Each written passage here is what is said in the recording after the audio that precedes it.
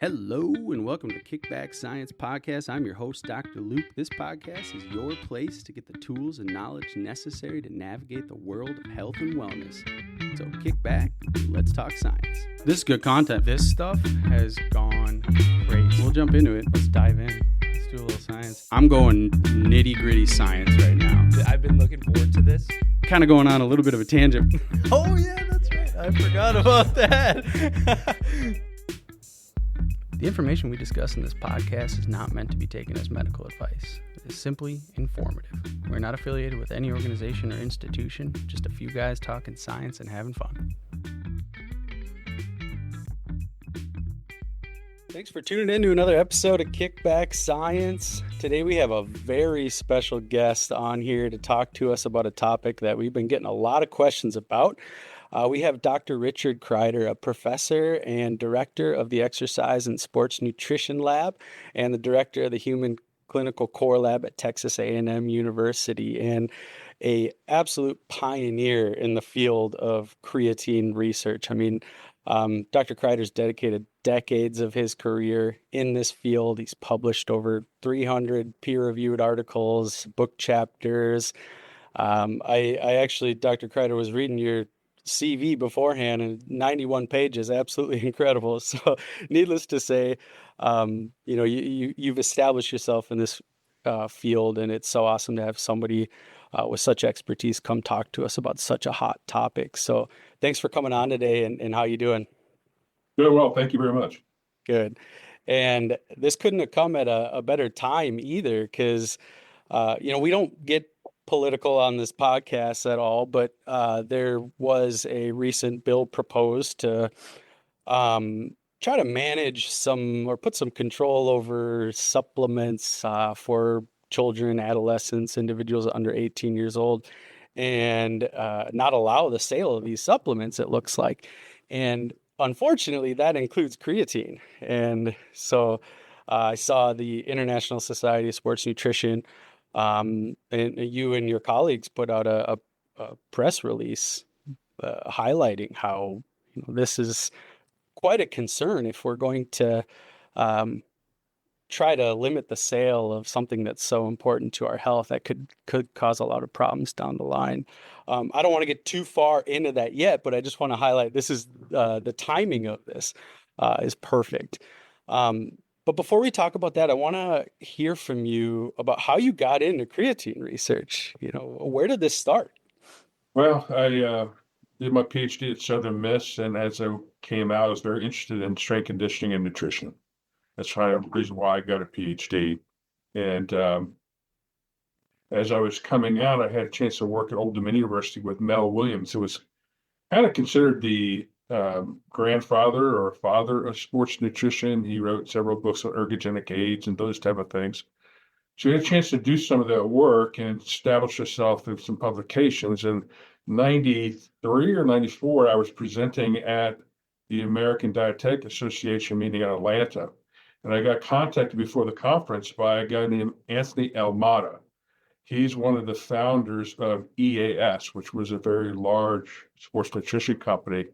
And they had been monitoring studies in England and talking with some of the researchers out of the University of Nottingham and the Roger Harris and Eric Holtman and that group. And before the 92 Olympics, they had done some studies where they showed that oral creatine supplementation could increase muscle creatine content. And a lot of people, a few of the British athletes, world champion 100-meter runner, et cetera, were taking creatine during the Olympics in 92. And they asked if we'd be interested in looking at this literature and seeing if it's something we would want to do a study on. So I actually met at that conference, and I looked at the literature. I'd seen a few of the papers come out, but nobody had done anything in athletes. Nobody had done anything in the United States. And so in order for establishing an ergogenic aid, you really have to do studies in athletes doing the type of events and competition and training that they are on to know whether it's really going to enhance them. So we did our first study funded by EAS, which was the company he was representing, and found some tremendous advantages by adding creatine to a carbohydrate protein powder compared to even higher calorie. Back in the day, you gained weight by eating more and lifting. That was about it. And maybe adding some protein. And so we found that adding creatine to that with a lower calorie approach actually did better than really a lot of the calories that was typically loading. So that started, I guess, in 94, and then we did studies one after another, and the data were very clear. It could increase muscle mass, strength, power during training. And so we were the first ones in the United States to show in athletes that this could actually improve strength, power, sprint performance. And that kind of launched the whole creatine as a dietary supplement for sports. And so we had been doing studies all along, and there had been some reports of side effects and those type of things. So we said, we're giving it 25 grams a day for 84 days during football practice in Memphis. I mean, it is hot. And they're doing high intensity, D1 athletes and a bunch of guys in the NFL that were in those studies. And it's like scratching, we hadn't seen any of this. So we actually did a safety study for 21 months and looked at those taking creatine versus not. I found it actually lowered a lot of those problems. And so over the years, we had been positioned as one of the top, most active research groups in the United States.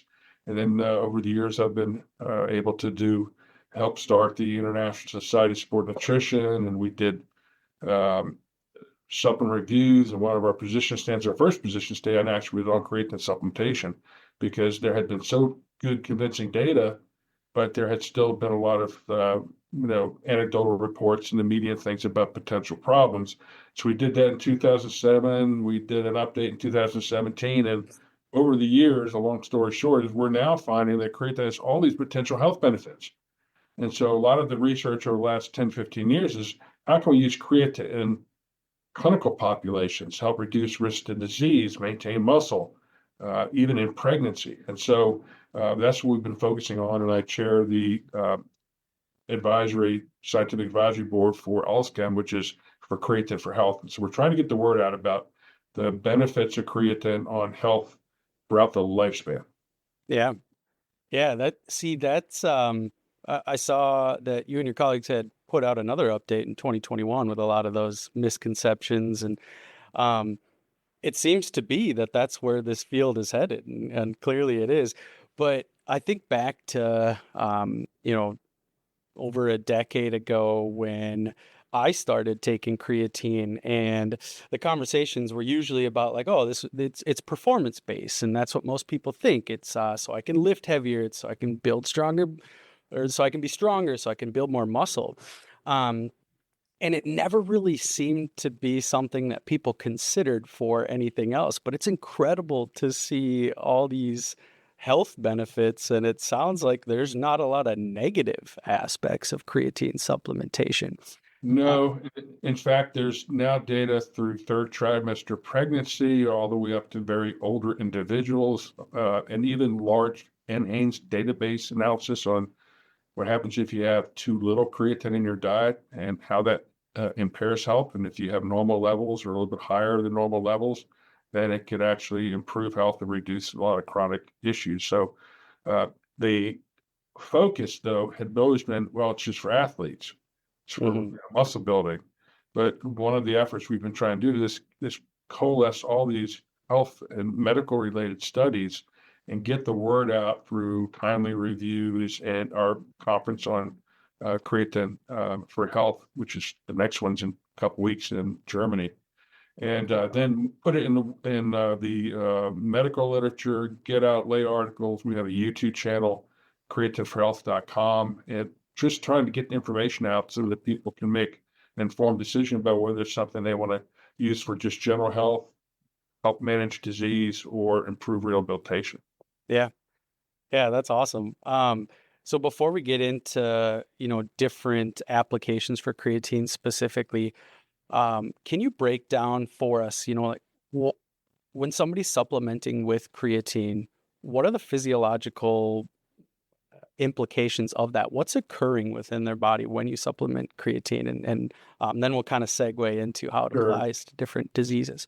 So a little background on what creatine is and how it's involved in energy metabolism. You get creatine mainly from meat and fish, but you have to have about a pound to get 1 gram or so. And we need about 2 to 4 grams per day. And so that's a lot of meat, a lot of fish, a lot of calories, a lot of fat. So it's not as a convenient and affordable way to get a lot of creatine. So your body actually can make creatine from some amino acids, but it can only maintain enough or make enough to maintain about half of your creatine stores. So you think of it as a gas tank. You're running around on a normal diet with about 50 to 60% full. And when you add extra creatine in the diet, efficiently through creatine supplementation, you're filling the muscle up with creatine and its energy source, phosphocreatine. And anytime you do intense exercise or the cell needs energy, it uses adenosine triphosphate, ATP, you've probably heard of ATP, and the PC, the phosphocreatine, is used to replenish the ATP. So if you're doing a sprint, for example, you use ATP and you're breaking phosphocreatine and you're turning it over and over and over again so you can maintain a sprint before you start fatiguing or relying on energy sources. So we know the cell during high metabolic demand needs a lot of phosphocreatine to keep the ATP stores up. We also now know that under medical conditions where there is a problem getting oxygen to the mitochondria, or there's been some enzyme deficiency, you don't produce or store enough creatine, or there's if you get stroke or head injury or those type of things where there's a lack of oxygen and blood supply, that creatine and phosphocreatine serve as a very important source as backup energy to help reduce the damage associated with that ischemia. And so because of that, and because every cell uses creatine and under stressful conditions, it's needed to a greater degree, there's a lot of clinical populations that may benefit as well. And so the whole point of creatine supplementation is to get that energy store up to optimal levels, to near 100% or a little bit better than that if you can take creatine with a few other nutrients. And then you have full energy availability to withstand trauma, withstand high intensity exercise, and be able to recover quickly between sets. And if you get a head concussion or something, those cells that are ischemic, don't have enough oxygen, can withstand that trauma and have a better survival capability. So that's kind of the rationale behind creatine supplementation. Sure. Yeah. And off of that a little bit. So you talked about making sure that your cells have enough reserve of the phosphocreatine and being able to provide that energy in the setting of ischemia. And how quickly do you deplete creatine stores? Let's say if not necessarily in an ischemic setting, but if I'm going to go out and I'm going to do an all-out sprint, how quickly am I wiping out those creatine stores? About 10 seconds. Okay. So the first 1 or 2 seconds, you use the available ATP in the muscle, and that doesn't last long. So as that's broken down to produce the energy and give free energy, you have to have the phosphocreatine break that energy down to be able to resynthesize. So the better you can turn it over, use your ATP, replenish it with the PC, you can last longer during a sprint. An untrained person, though, starts out sprinting 1 second, now they're dependent on the PC. And an untrained person may go another 4, 5, 6 seconds before they start slowing down and have to rely on breaking down carbohydrates to source their fuel. And so you can watch somebody sprint, start real fast, and then 50, 60 yards, they start slowing down, right? Whereas if you are creatine loaded, you can last longer before you start slowing down. And between sprints, most sports are sprint recovery. Between sprints, you're breathing heavily to produce oxygen, and that oxygen, extra energy, is used to replenish the PC store so that you're ready for the next sprint. And so having more phosphocreatine in the muscle allows you to handle sprints and sprint longer and allow you to recover faster. And so that improves the quality of your workout, the quality of your training, leading to better training adaptations over time. And does it play a role in recovery post-workout too, being able to, if we're better able to increase ATP and after we go through some sort of resistance training, our muscle kind of demands quite a bit. Do we see creatine help with that as far as there is some data showing that if you do for example, a 30-kilometer run, a marathon run or somebody. Hmm. You go out and run, you have less muscle damage, and so that helps with recovery. As far as energy go, you'll recover from intense sprints faster, and having extra ability to restore the energy allows for the cells to restore. So your acute recovery should be faster. And because it allows for more work to be done, your training adaptations typically are better, or you have less muscle damage when you do intense workout because of this protective effect from creatine that other systems are involved with. We did an episode on protein, and one of the things we talked about was, protein to me, it seems similar to creatine in the sense that there just seems to be these positive benefits. People think of protein supplementation as being something only athletes are doing, but the reality is everyone should be supplementing if they're not meeting the required amount of protein. People think it's damaging to the kidneys, etc. But one of the things we talked about in that episode was how our protein intake shouldn't just be a percentage of calories. We have a specific amount that we need to meet day to day. And if people are restricting calories, they shouldn't be decreasing protein. There's this absolute amount. Is that the same with creatine? And I guess what I'm asking is to get into the dosage, but is there an absolute minimum that we do need to hit? Yes. So every day, your body, as you do exercise and the more muscle mass you have, the more activity you do, you have greater turnover of creatine. Every day, on average, a person will break down about 1 to 2 grams of creatine. And it is released as creatinine, often misunderstood as creatine, but the breakdown of creatine in the body is naturally creatinine. So the more muscle you have, the more activity you have, more creatinine breakdown because you've actually used and broken down some of the creatine from muscle contraction.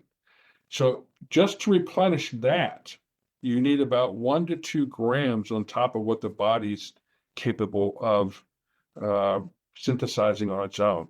So everybody needs at least 1 to 2 grams of creatine per day minimum just to maintain that 60% full gas tank of creatine and just have normal turnover.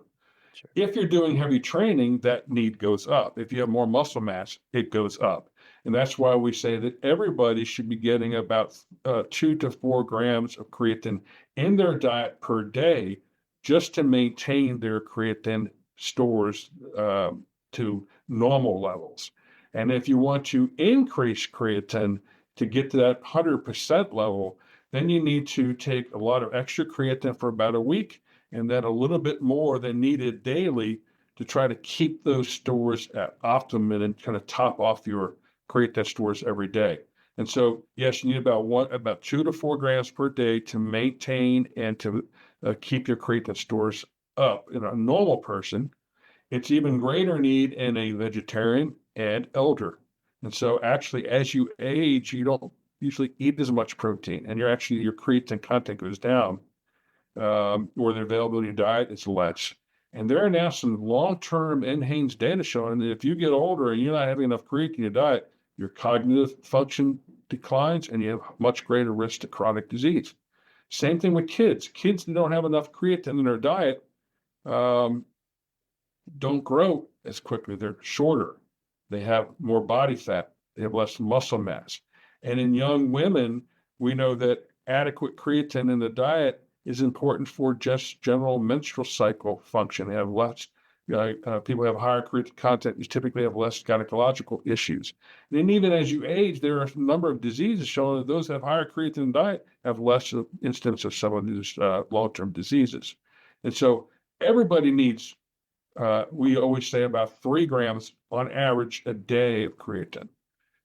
Just to provide what the body needs. And if you're training, you probably need a little bit more. And so the best way to do that is actually not eat 3 pounds of meat or 2 pounds of meat or fish. It's very expensive, obviously, but a little teaspoon a day of creatine monohydrate costs you about 15 cents. It does a lot of health benefits. Yeah.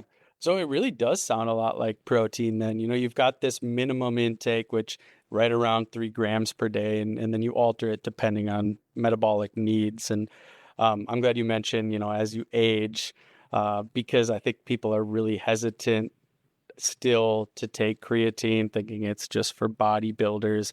But you did bring up something that I want to touch on quick, because when I started taking creatine, people would recommend a loading phase, and you have to load and then deload with creatine.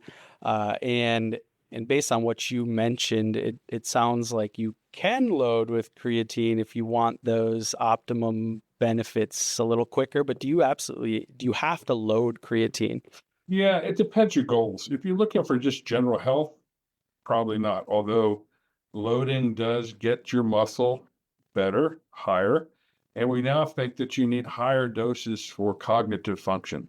Study we're underway now is in older individuals getting 10 grams a day of creatine, 2 grams of 2 times 5 grams per day, because it takes a little more creatine to get into the brain, and the brain needs creatine as well. And this is why if you have higher creatine in the brain and you have a concussion or a fall or a stroke, it seems to markedly reduce the damage by having more creatine in the brain. So this is something that not only can help with cognition, but also. So generally 3 grams, 5 grams a day is plenty just for normal health. But as you get older, the studies are showing you need about 10 grams for the brain benefits. And when our first studies that we did, the best way to put muscle mass on still is what we recommend is to take about 20 grams a day of creatine with protein powders, as long as you need to gain weight. Our studies we did initially were 3 shakes a day, carbohydrate protein shakes with like 7-8 grams of creatine per serving. So they're getting 20-25 grams a day. And we did one study for 84 days.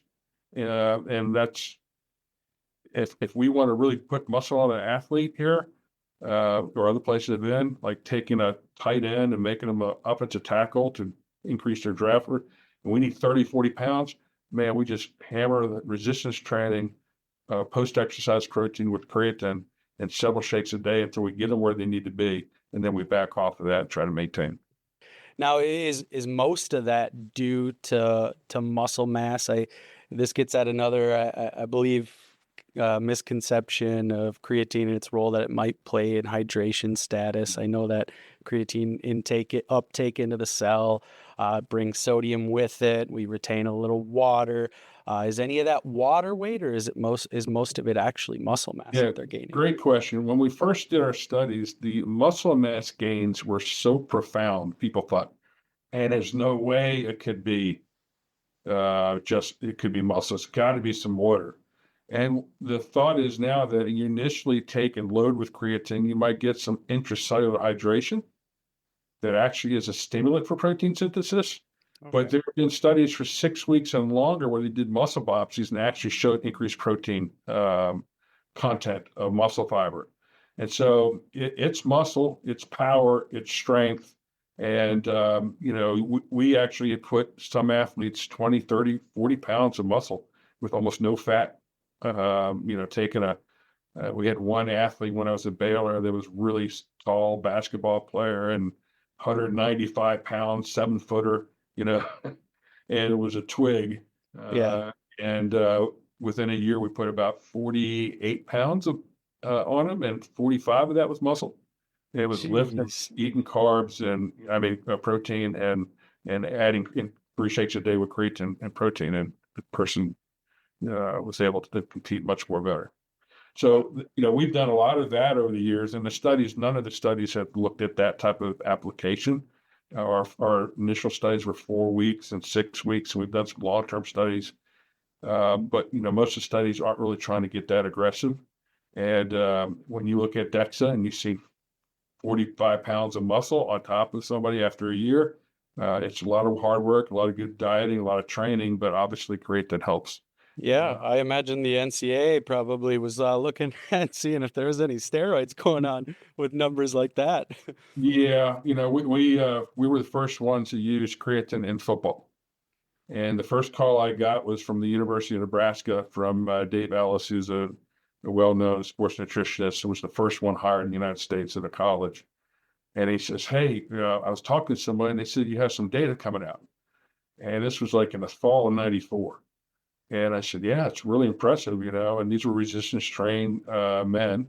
And we put, in a month, about 2-3 kgs of muscle on these athletes lifting. And they started putting their athletes on creatine, and I won 2 national championships right in a row. And I think they skipped a year and got another one. And then we at Memphis played the University of Tennessee with Peyton Manning's last year and upset them. And we had a strength clinic in December, between their bowl game, and they were like 6th in the country, and we were not very good. We were 26-point dog. And we took them down. Both goal posts came down in Memphis, Tennessee, right? And I remember at the end of the game, going on the field and seeing Peyton, this illusion looked like he looked in the Super Bowl after they got beaten one year, just dazed. Yeah.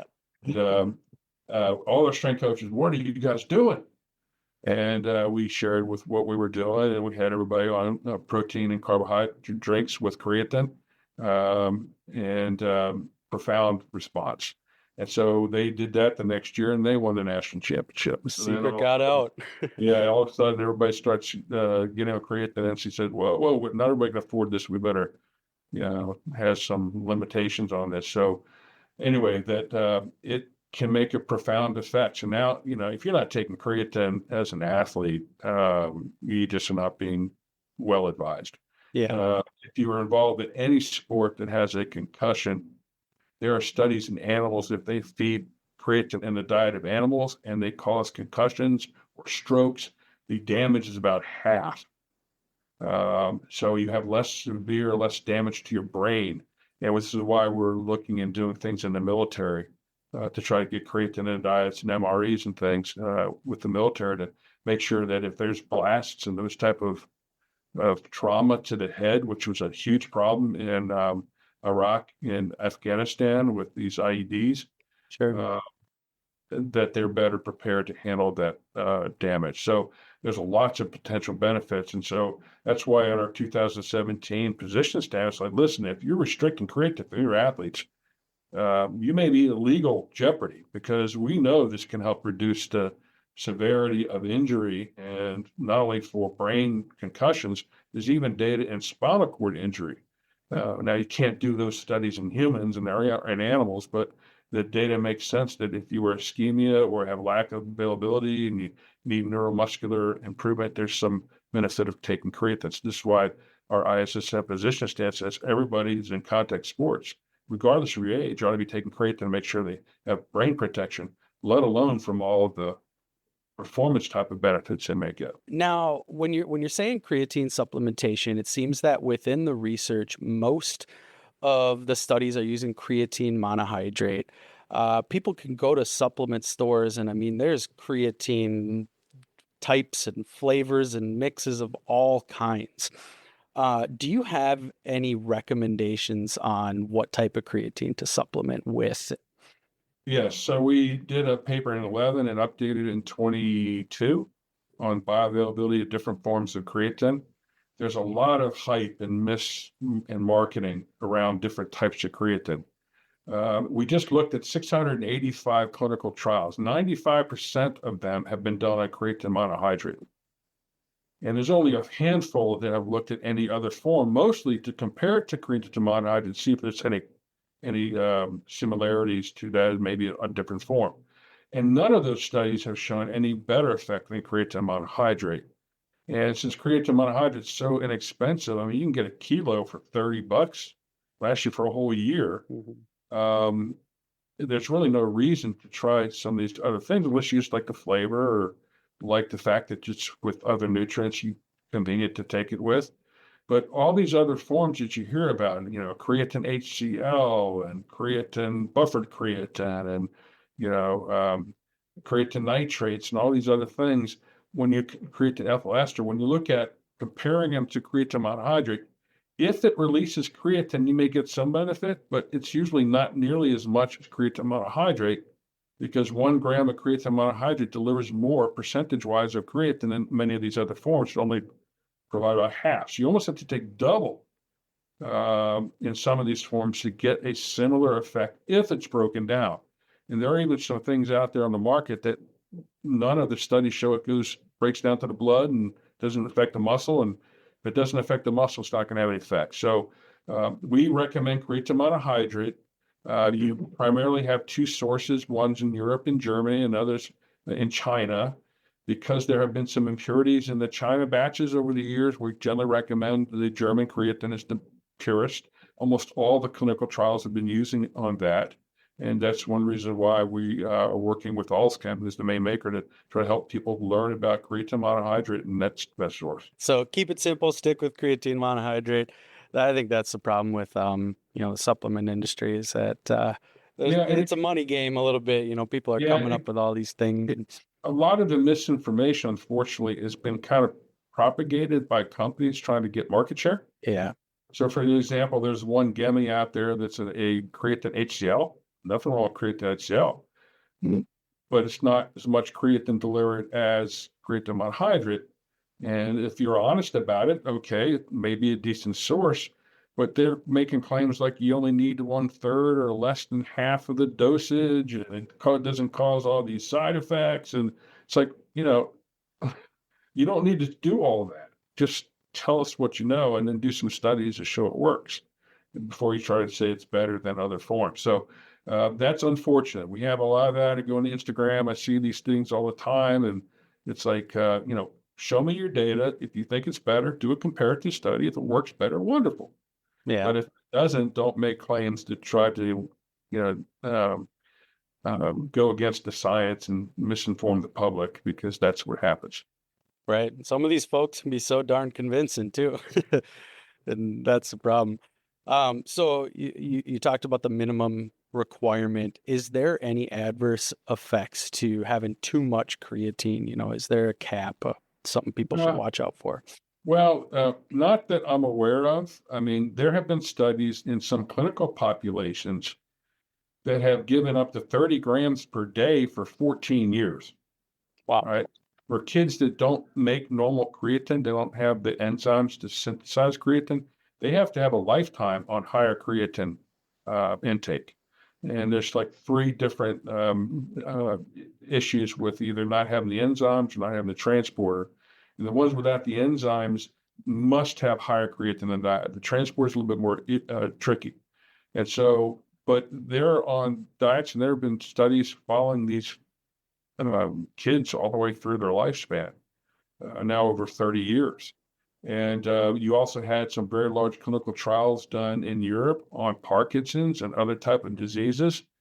Didn't show as much efficacy in Parkinson's, but they have a safety profile of up to 8 years of taking up to 30 grams per day, 10 grams to 30 grams. And so with all the exercise data and the wide usage of creatine, it's very low instance of any problem. So, we recommend take what your body needs and then maybe a little bit more. I don't think you need to have, more than 10 grams a day after you're loaded. But we did have some studies where large athletes need more creatine to maintain the stores. And so when we have our 300, 120 kilo offensive and defensive linemen, they're taking 10 grams a day, because we had done studies in football players showing that if we only gave them 5 grams a day, they didn't have any in the urine, meaning they were absorbing everything.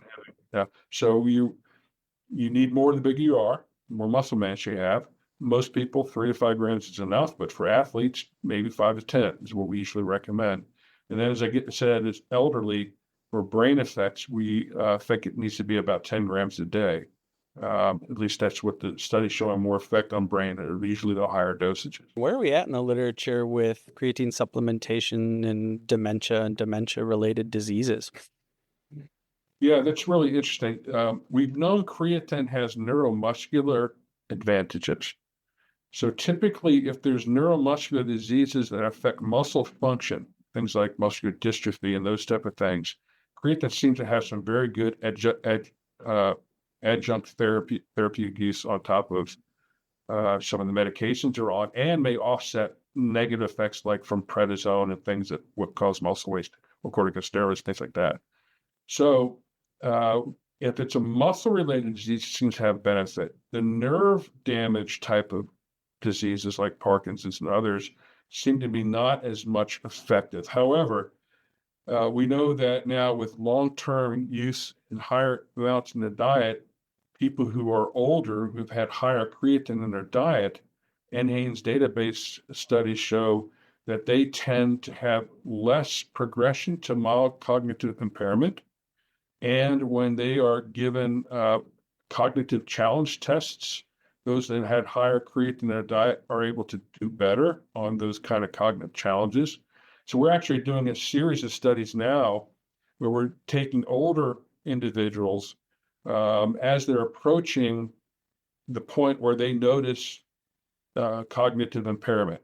Not quite clinically diagnosed yet, not going to be put on medication, but they're noticing they're not remembering and they're starting to think that maybe I'm starting to slip. And putting them on creatine with exercise and diet to try to help with their body composition and health status, but then specifically looking at how this affects the brain and how this affects cognitive function. And if you look at the data in older folks that have been done so far, there seems to be some cognitive benefit of taking higher doses of creatine, but more studies are being done, which is why we're trying to look at it. And we're even doing a study using the precursor to creatine, which is called guanidinoacetic acid, GAA. And some studies out of Serge Osijek's lab shows that a couple of grams of that a day works even better in increasing creatine in the brain. And so we got another study. We're first going to look at the cognitive benefits of GAA, then we're going to combine it with exercise and creatine or placebo to see if that added GAA may even cause a little bit more effect. The data on GAA is just coming out, but the brain effects of increasing creatine content, theoretically, if you increase creatine in the brain, your cognition should be better. So that's why we're doing that study. And then theoretically, you'd be able to supplement with the GEA specifically for folks who have the cognitive decline. Yes. And so that, we know exercise and blood flow is important for brain function and doing cognitive challenges, reading, word puzzles, all these things as you get older are very helpful. But we think it's a combination of exercise, diet, and then some strategic nutritional supplements that might help and to at least delay the onset. So our first series, this is actually a huge study, multi-year study being funded by the Wood Next Foundation. And our first study is on creatine with or without exercise. Then we're doing GAA on cognition. Then we're adding GAA and creatine. And then we're going to start adding nutrients to help brain health, antioxidants, anti-inflammatories. And the idea is if as you're getting older, you can identify exercise and some things that affect brain energy and reduce inflammation and reduce improve antioxidant status, you should not have as much response, or you should be able to delay that mild cognitive impairment. And we just got done doing a study on another type of cognitive nootropic in elderly that have started to experience mild cognitive impairment issues and showed that these type of things can make an impact. And we mentioned in the paper that we're wanting to combine exercise, diet for weight management, as well as for energy and nutrients in the brain. And the reviewers are like, this is exactly what we need to be doing for aging. We need to not just treat the symptoms, we need to be able to help slow the progression. And that's where we think that active aging, sport nutrition's gone from athletes, now it's up to aging and healthy, vibrant aging. We think that those strategies can be very helpful as people age. We get a lot of patients who come in for Medicare wellness checks, and we'll go through a slums survey and see how they're doing as far as cognitive function. And as far as like next steps with those patients, it's completely dependent on the clinician. Right. It'd be really cool to have a standardized lifestyle prescription for those patients. Man, what an impact that would make. I think that's where we got to get to. If we could prescribe exercise and get reimbursement for engagement at workout places and check attendance and those type of things, and then supplements that we know can be helpful. I think we do have a lot of benefit as we age and postponing a lot of the chronic diseases and cognitive impairment and reducing falls because you're stronger and have better balance. All those things are very important. So when we talk to older folks, it's about higher protein, resistance training, creatine, and then adding some health nutrients that affect cognition, called nootropics. And so if you do some of these, so our combination that we're going to look at first is exercise, higher protein diet to promote effective weight loss, maintain, build muscle, add creatine, add maybe GAA if that ends up working, add anti-inflammatory like curcumin, add antioxidants like omega-3 fatty acids, and then add things like acetylcholine and fucoxanthin or paraxanthine that can affect cognition acutely as well as over time. And so that kind of combination of lifestyle, exercise, nutrition, and health are all integrated. And we think if we get people to practice some of those healthy behaviors as they age and use scientifically based nutrition to give them some advantage, they may have a higher quality of life. They may not notice any problem. They may be able to maintain strength and pick kids up and play with their grandkids and walk and do the things they want to do and improve really wellness and quality of life. That's really what our goal is. I feel like that's where so much of our attention should shift in just the whole healthcare industry. I think a lot more needs to be on prevention because a lot of these chronic conditions, like you said, they are preventable. We can attenuate symptoms here. Before we finish it up, I do want to kind of dive into the press release that you and your colleagues put out from the ISSN, and talk about the role that creatine plays in children and adolescents. And we're trying to put a halt on supplement intake with children, what impact that could have. Yeah. So there have been over the last maybe 5 or 8 years or so, some efforts at state level. And usually it's from people that mean well, but don't know the science.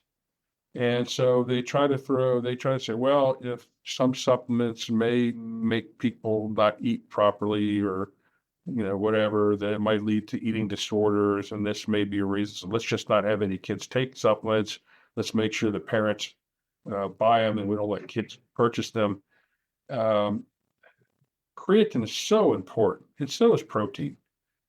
As kids are aging, as you go through maturation and you're going through hormonal adaptations, you have a really important, greater need for protein, greater need for creatine, and a number of other nutrients just for healthy aging. We know kids now,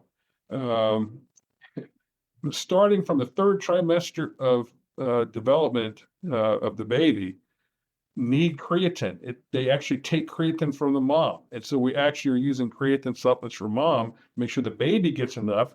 And then we have studies being done that in the first few years of life, the extra creatines, even in adding it to breast milk or, formula, baby formulas, may be really important. We now have an AI, adequate intake for creatine in infants. Wow.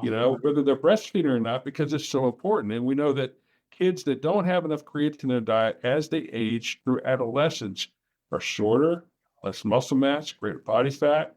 And there's even some suggestion there may be some connection to cognitive deficits and even things like autistic responses. Now, that needs to be studied more detail. But there's some suggestions that lack of creatine in the diet of children delay their cognitive and physical development.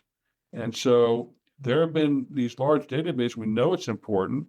And the fact is, though, that with interest in eating, less meats and things, there's been actually a lowering of the creatine intake in kids.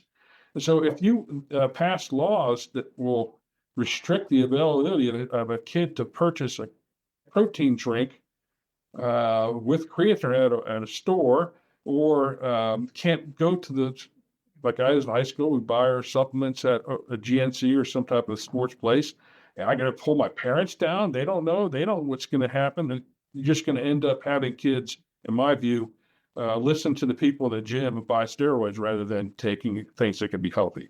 And so we think that's the worst thing that we should do. We should try to increase the availability of creatine, high quality protein, as kids grow, not restrict it. And the restriction, people think, well, there must be something wrong with it. No, there's not. It's a very healthful. All the data on safety is very clear, very safe, and can have some long-term health impacts.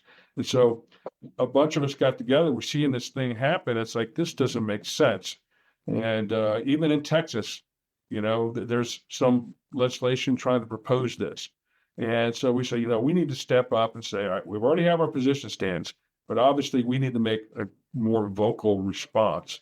And so a number of us got together. I wrote the letter. We all contributed to it. It has physicians and dietitians and scientists and everybody that signed off on it. And we did a press release to the ISSM. And basically saying that it's safe, it should not be restricted. We ought to be encouraging our kids to consume creatine and protein. And at the same time, we want to restrict that. We have no problems with kids buying high-fat meals or going to, coffee houses and buying 800-calorie, grand latte with whipped cream and all this stuff in it, right? And with huge caffeine. None of that's a problem, but, we got to restrict creatine, which kids are taking or wanting to improve their strength, improve their fitness, those type of things. So we have launched this. We wanted to put the facts out so people will be aware of them to try to reduce the misinformation about creatine. We have our Creatine for Health conference going to be in Germany in a few weeks. You can watch it online or attend it in person. We'll go through all the health benefits again with all the latest research from people throughout the world.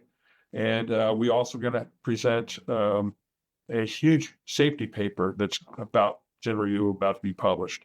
And it basically looked at all the clinical trials and compared those on placebo versus those on creatine, and found that the people who are taking creatine in many cases have a less incidence of side effects than people on placebos, which is consistent with what's been shown before. And we then looked at all the adverse event reports throughout the world, 28.4 million. And the percentage of reports on creatine at all is 0.0007.2%. Jeez. And then half of those, when you looked at what they claimed, were misreported and didn't even have a creatine in it when you look at the products they were mentioned. So Wow. it's like there's nothing there, folks. And then we even have a segment where we did an internet assessment, social media evaluation to look at sentiment.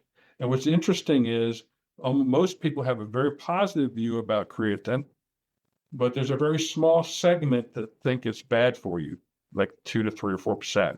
And it's a slight difference. So obviously, the social media is not conveying what the science is correctly. We've got to do a better job to getting that out. And so that's one of the reasons why some of us are appearing on podcasts like this, to get the word out. Hey, this is safe, it's effective, can have a lot of health benefits. Read the literature.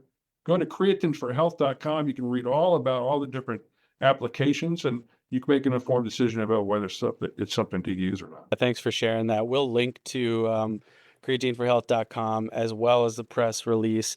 And then on creatineforhealth.com, is that where we could find a link if people want to tune in virtually or attend in person to that conference? Yes, it's the Creatine for Health 2025. And we have a lineup of amazing speakers, all aspects. We're going to look at aging, women's health, metabolic health, how it plays a role in disease, exercise safety. There are lots of different areas. We're going to be publishing the main session talks, and then have a bunch of original research that's also presented at the conference. We usually do this every 5 years, the last 20, 30 years. But there's so much data coming out, we needed to do another one. We did one in 21, kind of COVID. Now we're going to do another. So probably every 3 years, we're going to start doing this and get the word out. I'll definitely be tuning in, and I'm sure a lot of our listeners will as well. Before we close out, is there any specific area of creatine research that I haven't asked about that you're really excited about for the future? Wow. I'd say 2 areas. One is creatine for women during pregnancy. More research is needed, but we do know that there's greater creatine need. And I think it's going to be like a folate type of recommendation Wow. over time. Okay. And there's also, I think, the first few years adding a little creatine to the diets and these children as they grow is probably going to be important. So that's one area. Addie Smith and at UNC Chapel Hill, as well as Stacey Ellery in Australia have been doing a lot of really great work in this area. So that's one. I think women's health is going to be a big one. The next thing is there's some great data on cancer. Cancer. There Interesting. are cancers and tumors. You may not have heard this one yet. Uh, Cancers and tumors that when your tumor is growing, there's a greater there's a lack of creatine that's facilitating the abnormal metabolic activity for the growth. So they've taken and done animal studies and cellular in vitro studies where they've provided creatine and it slows the growth of certain tumors. Wow. So Lily Yang's group out of UCLA and others have been doing this type of work. It's going to be fascinating to see if it providing energy, optimal energy prevents the growth, okay, of tumor. And there's been really good work on women and people who get cancer using creatine and resistance training during chemo to help maintain muscle mass and prevent the loss of tissue, and then also in recovery from breast cancer. And so there's a lot of really interesting data on management of cancer patients, but probably the most really cool thing is the potential slowing of the tumor growth. A lot needs to be done, but that's really interesting. Last one I'll say, there's a whole bunch. You've heard of long COVID, Yep. mental fog, fatigue, don't want to do much, okay? Sure. We still have a lot of that. And Serge Ostrish's group did a really fascinating study, just came out, where they gave creatine to post-COVID, long COVID patients, and their outcomes were markedly improved. And so you might see that chronic fatigue syndromes and things that providing creatine can have some benefit as well. Just a taste. I mean, there's so much really cool stuff. And just thinking about creatine and how it plays a role in every cell, and hearing you talk about cancer, that'll be really interesting. And but you touched on resistance training and supplementation and preserving muscle mass. I mean, so many patients when they go through chemo and radiation are they're getting cachectic and just wasting of the muscle, which predisposes them to so many other issues. And then with the long COVID, and the role it would play in fatigue, that makes sense. Now I wonder, does creatine also play a role in immune function? Because our immune cells are Yes. going to be using creatine as well, right? Great question. Yeah, great question. So there's also some really cool new data coming out of Dr. Drescher's lab at Omaha, Creighton University. And you can read her papers also in creatineforhealth.com, and others have come out since that. But we're finding that creatine plays a really important role in maintaining immune function and helping the cell. It's almost like a glutamine. It helps the cell provide energy so it can withstand limitations that are stressing the immune system. So there's actually some effects on T cell function, the T helpers, all that. Mhm. And so that's another really emerging area of fascinating research on creatine. Any type of cell that may have diminished energy capabilities seems to have a benefit by having extra creatine to it. And so that's another area that's fascinating. I guess what I should have started the podcast with is what doesn't creatine do? Right. Because that's pretty amazing. I'm gonna recap here, and just correct me if I'm wrong in stating that in summary, it seems that everyone would benefit from supplementing with creatine, and the recommended intake is somewhere right around 3 milligrams per day, from 2 to 4. But that changes depending on if you're exercising more, you're going to want to increase that. And if you're an elderly individual, somebody with dementia, you're going to want to increase that even more, somewhere around 10 per day. And creatine plays a role in preventing dementia, attenuating dementia, I should say, building muscle, power, strength, the athletic performance stuff we know, but now we're starting to see that it plays a role in all these other diseases, cancer, and I imagine metabolic disease, cardiovascular disease, and you name it. And there doesn't seem to be any adverse events that we're aware of at this point based on the data. Am I correct in saying that? Yes. And so what we recommend, the only thing I would add is if you look at the NHANES data, the groups that had the threshold amount in a diet that led to greater health problems versus improved is a minimum of about 1 gram per day in the diet. So not from what your body synthesizes. So I think that would be the minimal threshold just to maintain health. And then the study showing that people who have 2 or 3 grams a day seem to have much better health outcomes. And so that's why the 3 grams a day is kind of the average for health. And then there are certain populations that maybe need a little more. So it's an amazing area. You know, it started out as a sports supplement to improve sprinting and performance.